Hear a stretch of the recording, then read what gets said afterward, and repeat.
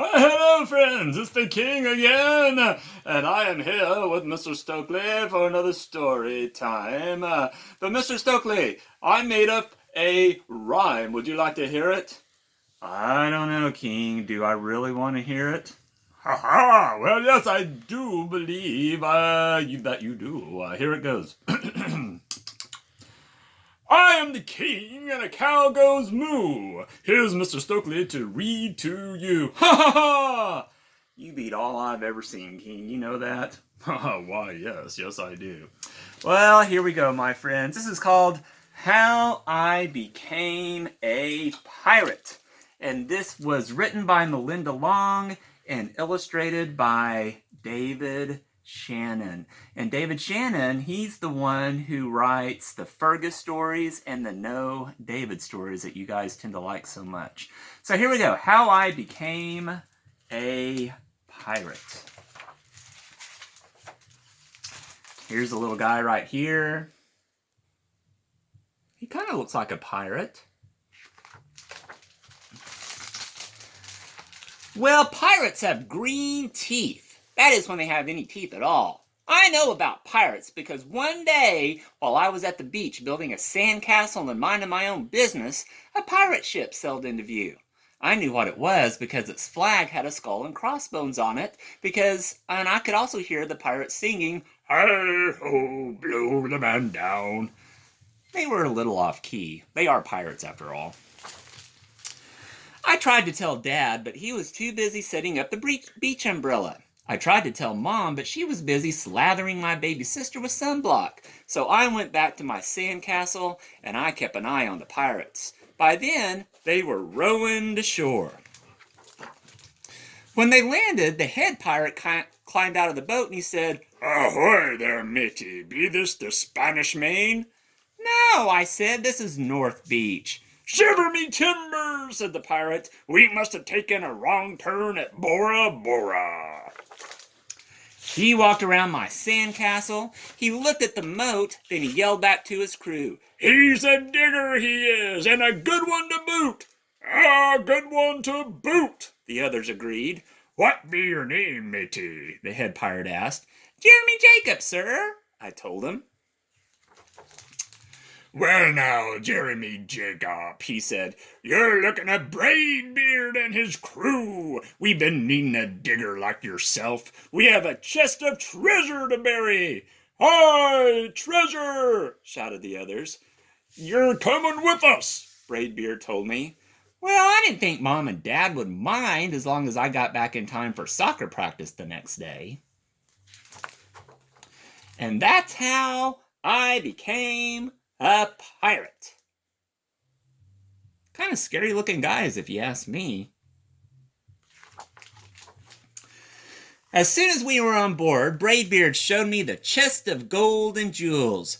"Gotta find a safe place for this here treasure. It's high time we're off.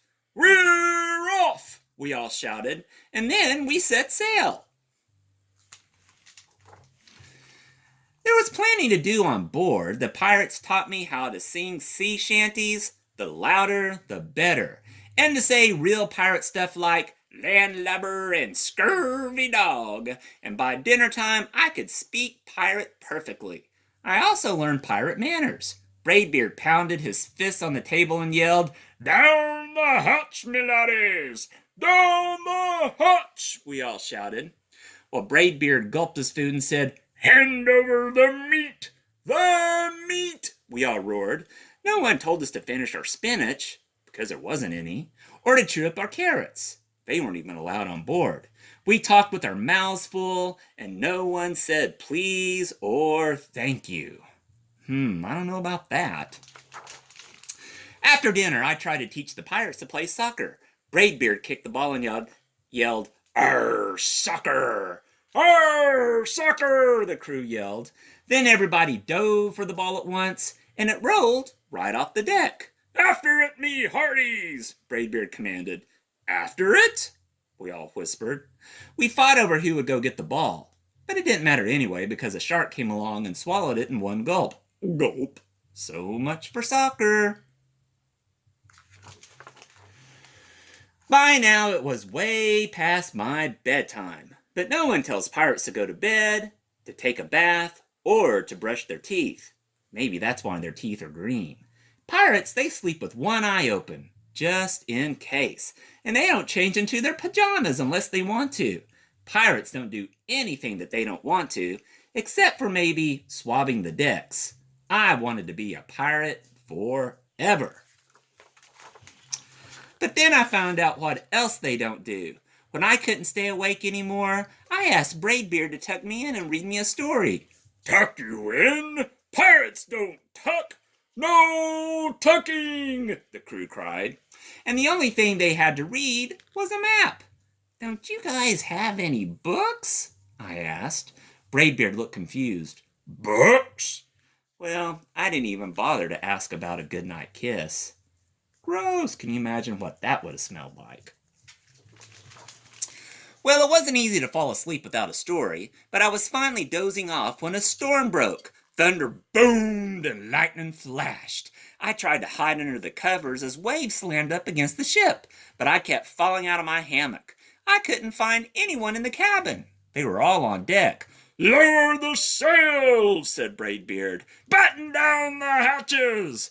Everybody ran around yelling and lowering and battering. No one had time to sit close and tell me that it would be over soon. No one even noticed little old me. Well, I decided I didn't want to be a pirate after all. Just then, flash, crash, crack! Lightning hit the mast and split right down the middle. What'll we do now? Yelled one of the pirates.